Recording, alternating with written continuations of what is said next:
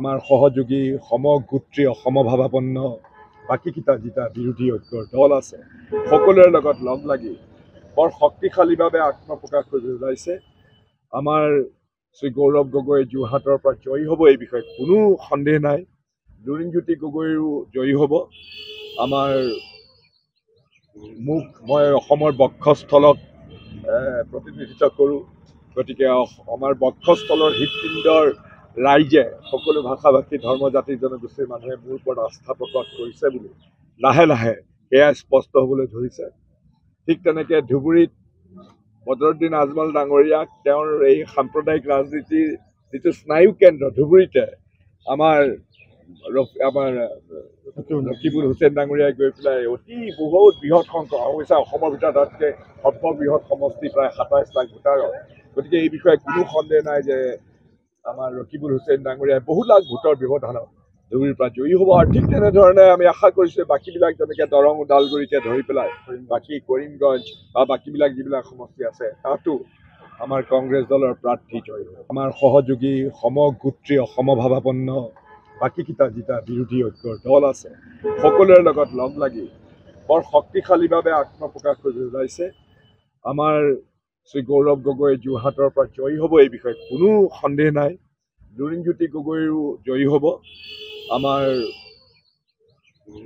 মই অসমৰ বক্ষস্থলক প্ৰতিনিধিত্ব কৰোঁ, গতিকে আমাৰ বক্ষস্থলৰ হৃদপিণ্ডৰ ৰাইজে সকলো ভাষা ভাষী ধৰ্ম জাতি জনগোষ্ঠীৰ মানুহে মোৰ ওপৰত আস্থা প্ৰকাশ কৰিছে বুলি লাহে লাহে সেয়া স্পষ্ট হ'বলৈ ধৰিছে।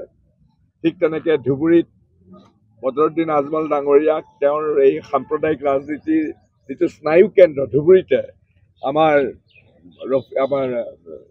ৰকিবুল হুছেইন ডাঙৰীয়াই গৈ পেলাই অতি বহুত বৃহৎ সংখ্যক, অৱশ্যে অসমৰ ভিতৰত তাতকৈ সৰ্ববৃহৎ সমষ্টি প্ৰায় ২৭ লাখ ভোটাৰৰ। গতিকে এই বিষয়ে কোনো সন্দেহ নাই যে আমাৰ ৰকিবুল হুছেইন ডাঙৰীয়াই বহু লাখ ভোটৰ ব্যৱধানত ধুবুৰীৰ পৰা জয়ী হ'ব। আৰু ঠিক তেনেধৰণে আমি আশা কৰিছোঁ বাকীবিলাক যেনেকৈ দৰং ওদালগুৰিকে ধৰি পেলাই বাকী কৰিমগঞ্জ বা বাকীবিলাক যিবিলাক সমষ্টি আছে তাতো আমাৰ কংগ্ৰেছ দলৰ প্ৰাৰ্থী জয়ী হ'ব। আমাৰ সহযোগী সমগোত্ৰীয় সমভাৱাপন্ন বাকীকেইটা যিটা বিৰোধী ঐক্যৰ দল আছে সকলোৰে লগত লগ লাগি বৰ শক্তিশালীভাৱে আত্মপ্ৰকাশ কৰি ওলাইছে। আমাৰ শ্ৰী গৌৰৱ গগৈ যোৰহাটৰ পৰা জয়ী হ'ব, এই বিষয়ে কোনো সন্দেহ নাই। লুৰিণজ্যোতি গগৈৰো জয়ী হ'ব। মই অসমৰ বক্ষস্থলক প্ৰতিনিধিত্ব কৰোঁ, গতিকে আমাৰ বক্ষস্থলৰ হৃদপিণ্ডৰ ৰাইজে সকলো ভাষা ভাষী ধৰ্ম জাতি জনগোষ্ঠীৰ মানুহে মোৰ ওপৰত আস্থা প্ৰকাশ কৰিছে বুলি লাহে লাহে সেয়া স্পষ্ট হ'বলৈ ধৰিছে। ঠিক তেনেকৈ ধুবুৰীত বদৰুদ্দিন আজমল ডাঙৰীয়াক তেওঁৰ এই সাম্প্ৰদায়িক ৰাজনীতিৰ যিটো স্নায়ু কেন্দ্ৰ ধুবুৰীতে আমাৰ ৰকিবুল হুছেইন ডাঙৰীয়াই গৈ পেলাই অতি বহুত বৃহৎ সংখ্যক, অৱশ্যে অসমৰ ভিতৰত তাতকৈ সৰ্ববৃহৎ সমষ্টি প্ৰায় ২৭ লাখ ভোটাৰৰ।